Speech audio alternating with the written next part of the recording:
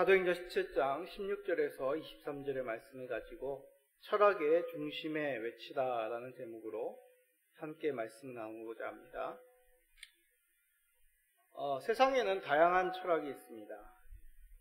고등학교 시절까지만 하더라도 철학은 그저 철학을 전공한 사람들의 학문 정도로만 생각하였습니다. 일상적인 우리들의 삶과는 전혀 상관이 없다고 생각하였던 것이죠. 그런데 사실은 철학은 특정한 사람, 한 시절만이 아니라 전반적인 우리 사람들의 삶에 깊이 관여하고 있습니다. 예를 들어 설명할까요? 우리나라는 오랫동안 동양 철학에 영향을 받은 지역입니다. 공자, 맹자의 유교적 철학, 그리고 불교에서의 불교적 철학, 이런 영향을 우리나라는 오랫동안 영향받았죠. 그래서 사람들의 생각, 삶의 모습 또한 유교적이고 불교적인 모습이 많습니다. 제사를 드린다든지, 또 죽어서 다른 무엇으로 생을 이어가기에 살아생전에 사람으로 살 때 선행을 많이 해야 된다든지, 이런 사고들이, 이런 삶의 모습들이 다 유교적인, 불교적인 철학 가운데 영향을 받은 모습이죠. 그런데 철학은 시대에 따라 어떻습니까? 변하기 마련입니다.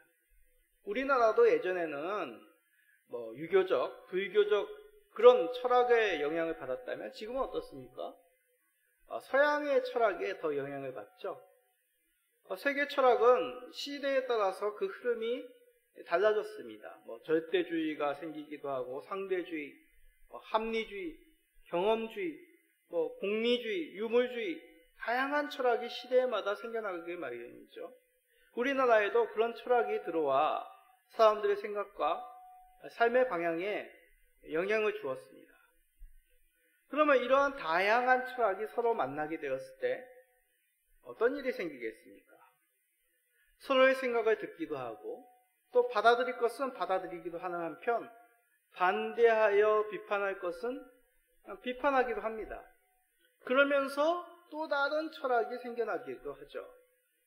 이렇듯 철학이란 것은 절대적인 것이 없습니다. 왜냐하면 철학 그 자체가 모든 사람들의 생각과 삶의 모습을 한 철학이 담아내지 못하기 때문이죠.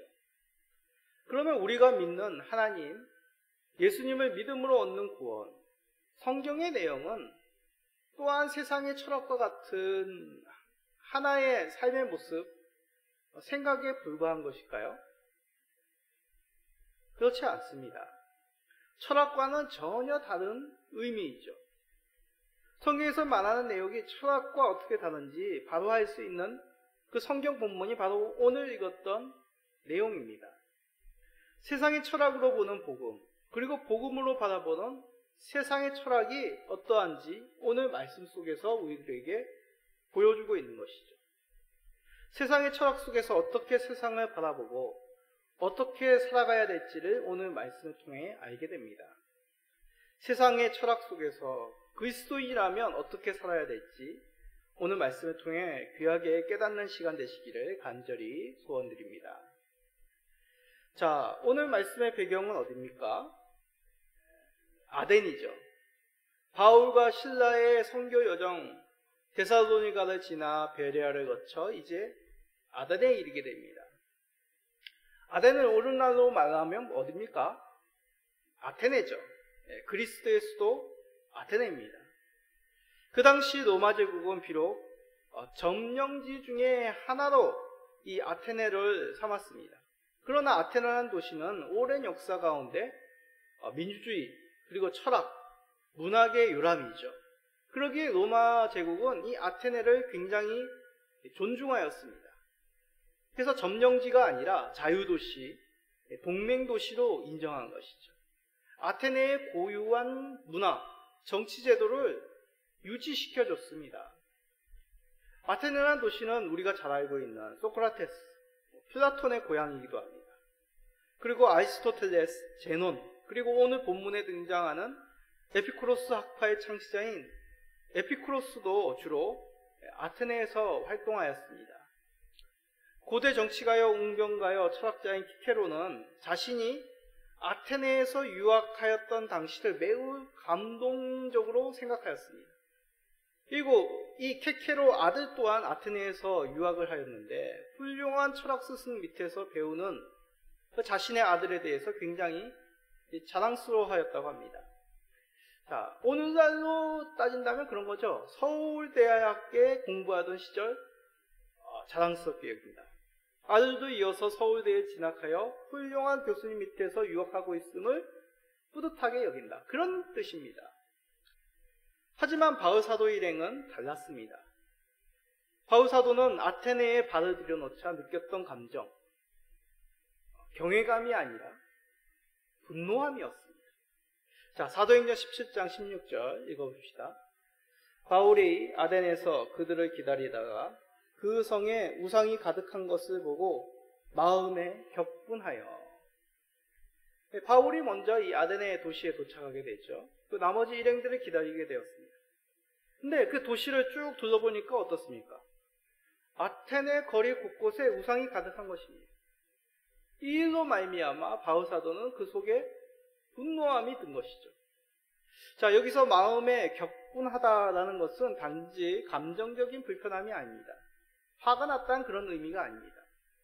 바울 사도 안에 주체할 수 없는 분노가 솟아났다라는 뜻입니다. 왜 바울 사도는 아테네 내에 있는 우상들을 보고 주체할 수 없는 분노함이 생겼을까요? 구약 성경 속에 바울 사도와 비슷한 분노함을 가졌던 한 사람이 등장합니다. 그 사람은 출애굽 당시 제사장이었던 아론의 손자 엘르에셀입니다. 자, 민수기 25장 11절입니다. 제사장 아론의 손자 엘르아살의 아들 비느하스가 내 질투심으로 질투하여 이스라엘 자손 중에서 내 노를 돌이켜서 내 질투심으로 그들을 소멸하지 않게 하였도다.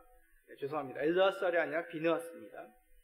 자, 비느하스는 출애굽 당시 모압 여인들의 유혹으로 우상을 섬겼던 이스라엘, 이로 말미암아 하나님의 징계를 당하고 있는 이 이스라엘, 하나님의 징계로 슬퍼하는 이스라엘 가운데 어떤 한 이스라엘 사람이 모압 여인을 데리고 옵니다. 비느하스는 그 모습을 보고 분노하여 자신의 창으로 이스라엘 사람을 찔러 죽입니다. 그에 대해 하나님께서는 비느하스가 나의 질투심으로 질투하였기에 징계를 이스라엘 가운데 거두시겠다라고 말씀합니다. 무슨 말입니까? 비느하스가 가지고 있었던 그 분노함은 어떤 분노함이죠? 하나님만을 온전히 섬겨야 될 우리가 우상을 섬겨 지금 하나님으로부터 징계를 당하고 있는데 선지도 분간하지 못하고 그 가운데 징계를 당하여 이 슬픔을 당하고 있는 가운데 보란듯이 이방의 여인을 데리고 와 음란함을 저지르는 그러한 모습을 보고 의분이 가득했다는 것이죠. 우상을 섬기고 음란한 행위를 하는 죄에 단호하게 징계하는 하나님만을 온전히 섬겨야 됨을 그 분노함 속에 드러냈다는 것입니다. 그것을 보고 하나님께서는 징계를 멈추셨다는 것이죠. 그렇습니다. 엘르아살이나 바울 사도가 품었던 그 분노는 단지 뭐가 마음에 들지 않았던 분노가 아닙니다. 어떤 투철한 종교심에 의하여 타종교에 대한 불편한 마음이 아닙니다. 한 분이신 참 하나님만을 섬기는 주의 백성으로서 가지는 분노함이죠. 하나님만이 참 하나님이요, 하나님을 어떤 형상으로 형성하지 말라는 하나님의 말씀으로 인한 분노함이라는 얘기입니다. 이를 단지 종교적인 배타심이 아닌가 생각하신다면 이런 예화를 한번 들겠습니다. 우리는 부부라고 하면 당연히 한 남자는 한 여자만을 아내로, 한 여자는 한 남자만을 남편으로 여겨야 됨을 알고 있습니다. 그런데 종종 드라마 가운데 그런 불륜의 내용을, 바람을 피우는 내용의 드라마를 TV에서 하죠. 그러면 그 드라마에 몰입하다 보면 어떻습니까? 분노함이 생기죠. 자연스럽게 분노함이 생깁니다. 그래서 뭐 그런 얘기 있지 않습니까? 바람핀 역할을 했던 남자 배우, 여자 배우들이 동네 슈퍼, 동네 목욕탕을 못 간다. 왜냐하면 그 드라마에 몰입했던 시청자들이 막 자신을 보고 손가락질하고 욕한다는 것이죠. 어떤 배우는 목욕탕 가서 등짝도 아줌마한테 맞았다는 뭐 그런 얘기도 있더라고요. 그렇습니다. 부부의 의미를 잘 알고 있는 우리들에게 있어서 부모의 의미를 깨뜨리는 그런 불륜에 대해서 분함이 나온 것은 지극히 자연스러운 마음이죠. 마찬가지입니다. 하나님만을 섬기는 언약의 백성은 하나님만을 참 하나님으로 섬기는 주의 자녀로 우상을 섬기는 문화가 가득한 도시를 바라보며 분함을 가진다는 것은 지극히 당연한 주의 백성들의 마음인 것이죠. 이 뜻은 우리가 타종교에 대해서 악감정을 품으라는 뜻이 결코 아닙니다. 이들이 하나님만을 경배해야 됨에서 벗어나 있다는 그 인식을 우리가 반드시 가져야 된다는 것입니다. 세상의 만연한 물질주의, 세상의 물질을 숭배하는 배금주의, 세상의 쾌락만을 추구하는 쾌락주의, 정치의 이념에 사로잡혀 이 세상의 모습에 대해서 하나님 아니다는 것에 종으로 살아가고 있는 모습에 대해서 이것이 잘못되었다는 인식을, 그리고 더 나아가 하나님이 품으신 그 거룩한 분노를 우리가 가져야 된다는 것이죠. 그러기에 이 바울 사도가 품었던 마음, 이 비느하스가 품었던 마음은 바로 하나님이 주시는 귀한 하나님을 향한 마음이었다는 것입니다. 성령님을 통해 하나님이 아닌 다른 무엇으로 주인을 섬기는 세상에 대한 거룩한 분노였던 것이죠. 우리 성도님들도 세상을 바라보시면 하나님이 아닌 다른 것을 주인으로 섬기는 이 세상의 문화 속에서 무엇인가 잘못되었고 하나님이 품으시는 그 안타까운 거룩한 분노를 품으시는 우리 모든 성도님 되시기를 간절히 간구드립니다. 자, 여기서 우리는 한 가지 질문을 던져야겠습니다. 그럼 세상 철학, 세상의 가치관의 입장에서 기독교에 대해서는 어떤 시선을 가지고 있을까요? 지금 개독교 그런 시선 말고 이 당시의 철학자들의 눈에 비치는 복음의 내용입니다. 자, 사도행전 17장 20절입니다. 내가 어떤 이상한 것을 우리 귀에 들려주니 그 무슨 뜻인지 알고자 하노라 하니. 헬라 철학, 다시 말해 그리스 철학자들의 귀에는 바울 사도가 전하는 이 복음은 어떤 이상한 것이었습니다. 이상하다는 것은 신기하고 사람을 놀라게 하다는 뜻입니다. 헬라 철학과 가치관에 익숙한 이 아테네 사람들의 눈에는 이 바울이 전한 복음, 예수 그리스도의 죽으심과 부활은 단지 이상한 것 중에 하나였습니다. 보통 오늘날 이상한 것을 듣거나 보면 사람들의 반응이 어떻습니까? 에이, 그런 게 어딨어. 그렇게 무시하는 사람들도 있을 것입니다. 아니면 야, 신기한 일이다.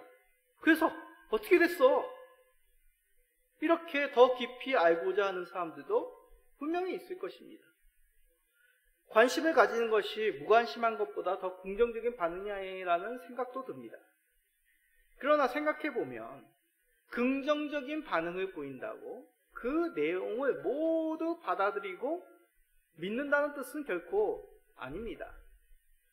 아테네가 어떤 도시입니까? 철학과 문학, 예술의 중심지입니다.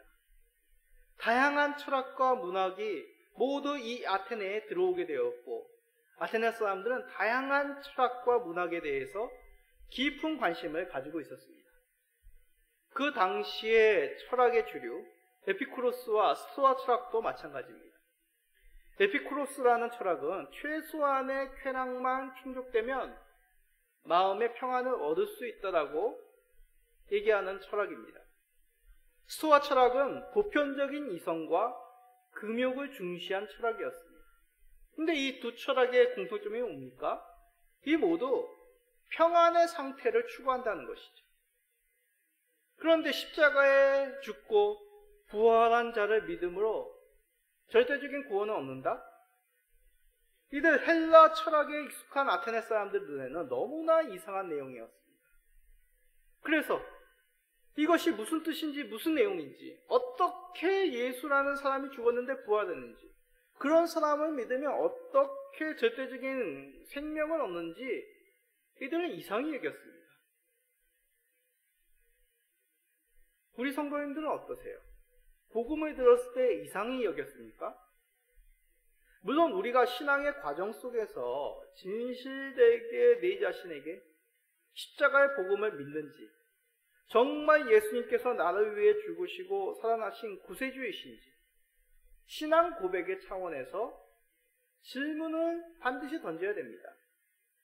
그러나 이는 믿음을 향한 의문입니다. 그러나 이 철학자들의 궁금함은 이러한 차원이 결코 아닌 것이죠. 어떤 차원이냐? 고린도전서 1장 18절이 이를 말합니다. 십자가의 도가 멸망하는 자들에게는 미련한 것이요, 구원을 받는 우리에게는 하나님의 능력이라. 아테네 사람들은 외국인들이 전하는 새로운 철학, 종교에 깊은 관심이 있었습니다. 새로운 내용을 말하면 이것을 알고자 했죠. 그러기에 세상의 철학의 눈으로 그리스도의 복음은 단지 또 하나의 종교, 또 하나의 가치관, 또 하나의 철학에 불과하였습니다. 그 중에서도 기독교의 내용은 미련한 것으로 판결할 만큼 합리적이지도 못하였고, 과학적이지도 못하였고, 심오하지도 못하였습니다. 하나의 또 다른 철학, 가치관 중에서도 미련한 것으로 여기는 것이죠. 그러기에 아테네인들이 보였던 그 관심은 따르기 위한, 믿기 위한 관심이 아니었습니다. 그냥 하나의 철학을 알고자 하는 호기심에 불과한 것이죠. 이러한 생각에 발전한 것이 오늘날의 다원주의입니다. 다원주의 들어보셨습니까? 이것도 진리고 저것도 진리라는 세상의 다양한 철학, 종교, 가치관이 서로 부정할 것이 아니라 각자의 세계관으로 각자는 진리에 도달할 수 있다는 그런 철학의 기조가 다원주의입니다. 하나님도 계시고 알라도 있고 미륵도 있고 각자 종교의 구원에 이른다는 것이 다원주의죠. 물질주의도 옳고 쾌락주의도 옳고 정치 이념이 삶의 모든 것을 판단하는 사고도 옳고, 그렇게 생각하고 하는 것이 다원주의입니다. 얼핏 생각하면 참 합리적인 것 같습니다. 또 다른 철학, 다른 종교, 다른 가치관을 존중하는 것처럼 좀 신사적으로 보입니다. 그러나 아닙니다. 아무리 학식이 있고 다양한 세상의 철학, 가치관이 있다고 하여도 결코 이것들로는 절대적인 의로움에 들 수가 없죠. 진정한 평안을 얻을 수가 없습니다. 반면에 복음은 어떻습니까? 세상의 철학으로 보면 미련해 보입니다. 그러나 그 안에는 하나님의 놀라운 구원의 선물인 예수 그리스도가 계십니다. 이것은 지식으로만 이해되는 것이 아닙니다. 귀한 하나님의 선물로 성령님을 통하여 예수 그리스도의 십자가의 복음이 나에게 허락이 되었을 때 그 귀한 구원의 은혜를 경험하게 되는 것이죠. 우리에게 이 귀한 예수 그리스도의 십자가의 복음이 허락되었음을 감사히 여기시는 우리 모든 성도님 되시기를 간절히 간구드립니다. 그러면 결론적으로 우리는 그럼 세상의 철학에 대해서 어떻게 대해야 될까요? 앞에서 선한 분노를 가지라고 해서 감정적으로 화를 내면 되는 걸까요? 아니면 다른 종교 시설에 가서 소리를 내어서 통성 기도를 하면 되는 것일까요? 아니면 타 종교인을 만날 때마다 강력한 어조로 복음을 전하면 되는 것일까요? 자, 바울 사도의 일행은 어떻게 했습니까? 바울 사도는 회당에서, 시장에서 만나는 사람들과 변론하였습니다. 결론이란 것이 뭐라고 했죠? 지난 시간에도 말씀드렸듯이 그냥 말싸움이 아닙니다. 깊이 있는 신학적인 논쟁을 했다는 것이죠. 그러다 보니 점점 아테네 사람들의 입에 오르내리게 되었습니다. 결국 바울 사도는 아레오바고, 번역하면 아레스의 언덕이라 불리는 아크로폴리스 광장 서편에 있는 암석으로 된 언덕 광장으로 이끌려오게 됩니다. 일종의 영설, 웅변에 촉청된 것이죠. 이 자리에서 바울 사도는 이렇게 설교를 시작하게 됩니다. 사도행전 17장 23절입니다. 내가 두루 다니며 너희가 위하는 것들을 보다가 알지 못하는 신에게라고 새긴 단도 보았으니 그런즉 너희가 알지 못하고 위하는 그것을 내가 너희에게 알게 하리라. 이 자리에서 바울 사도는 먼저 아테네 사람들, 아테네 도시의 특징을 들어 설교를 시작합니다. 종교심이 많고 알지 못하는 신에게라 새긴 단을 통해 그가 전하고자 하는 내용의 설교를 풀어가게 되죠. 여기서 우리가 중점적으로 생각해야 될 것, 묵상해야 될 것은 바울 사도가 아테네 사람, 아테네 도시를 주목하여 보았다는 것입니다. 주목하여 이들이 무엇을 믿고 있는지, 무엇을 관심 삼아 하고 있는지를 보았다는 것이죠. 그렇다고 그들의 관심 삼는 것에 깊이 빠졌다는 뜻은 아닙니다. 이것을 접촉점으로 삼아 하나님의 말씀, 복음을 전했다는 것이 우리가 살펴봐야 될 중심입니다. 그렇습니다. 그리스도인들이 세상을 보는 것이 중요합니다. 우리 하나님께서 세상이 범죄하였다고 그들을 전적으로 외면하시지 않으셨습니다. 죄가 가득함을 보셨습니다. 그리고 우리 하나님은 탄식하셨습니다. 예수님께서 유대인들의 불신과 외식을 보셨습니다. 그리고 탄식하시고 책망하셨습니다. 우리가 세상에 가져야 될 이 거룩한 분노는 먼저 세상을 자세히 살피는 것으로부터 시작되는 것임을 기억하시기 바랍니다. 이는 세상 철학을 심도 있게 연구하고 그들과 같이 동화되라는 의미가 결코 아닙니다. 그렇다고 여행 온 것처럼 감상하고 추억을 쌓으라는 것도 결코 아닙니다.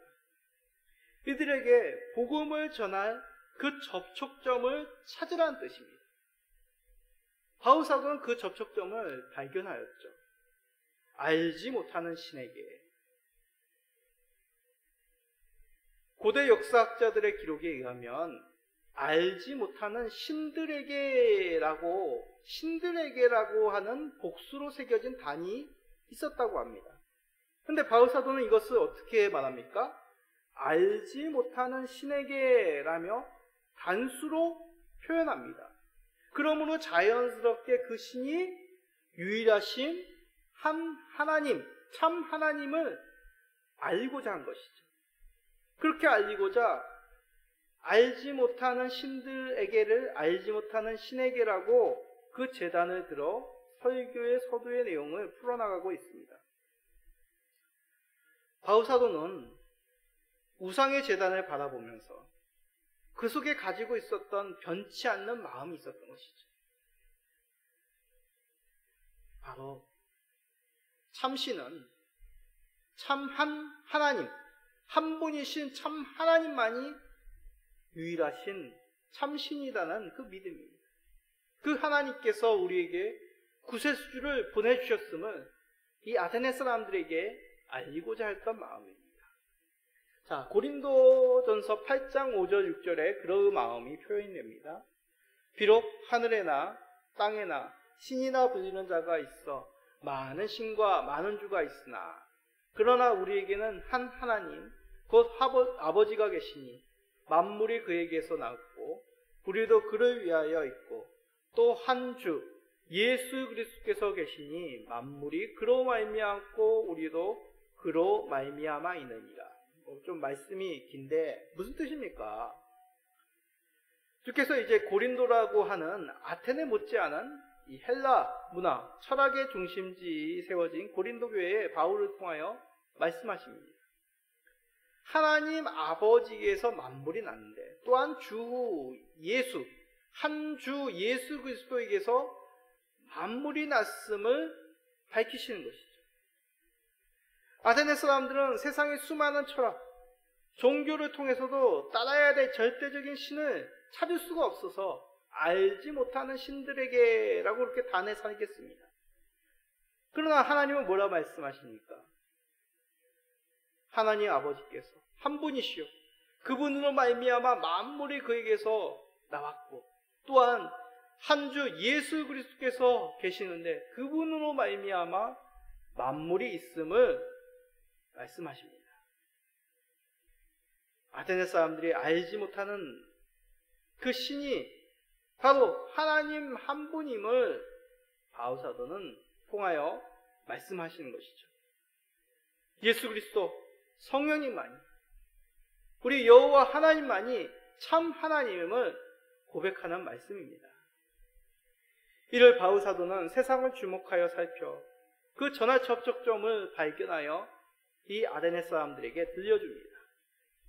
그러기에 우상의 가득함의 분노는 단지 감정적인 분노가 아니람을 다시 한번 깨닫게 됩니다.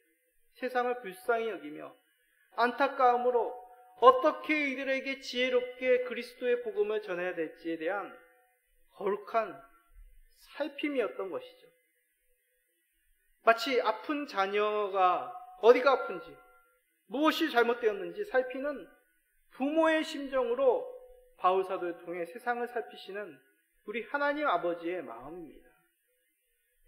세상의 철학 속에서 어디로 가야 할지 몰라 방황하고 있는 이 세상을 향한 하나님의 외침이었던 것이죠.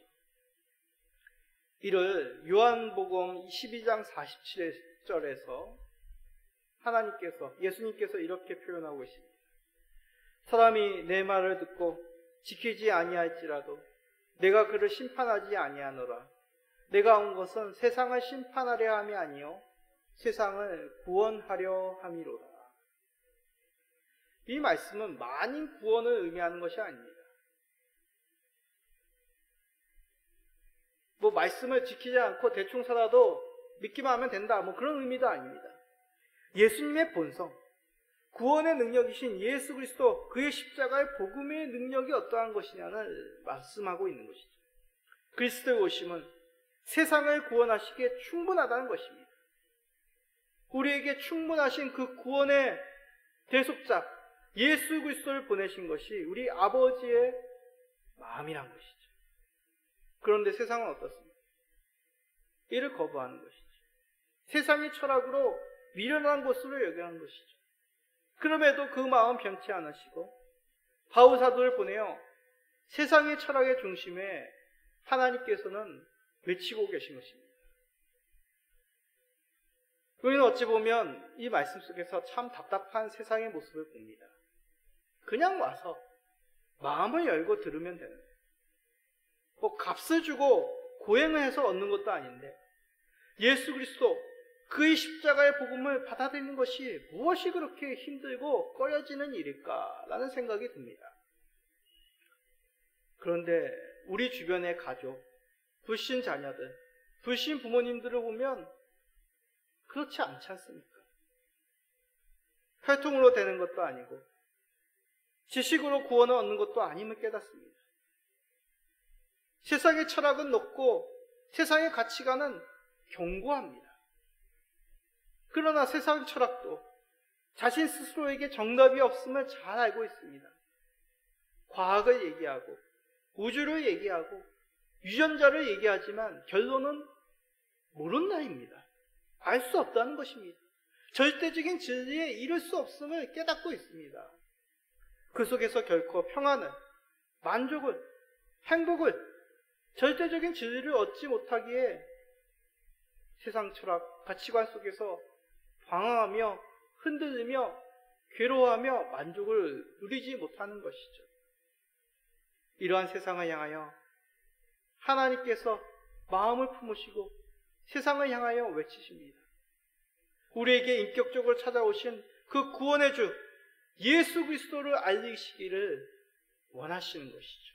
이것이 바로 주께서 품으시는 세상의 철학을 향한 거룩한 분노, 애달은 마음, 그들을 자세히 살피시는 주님의 마음입니다. 이러한 하나님의 마음을 품으시는 우리 모든 성도님 되시기를 예수 그리스도의 이름으로 간절히 간구드립니다. 아멘.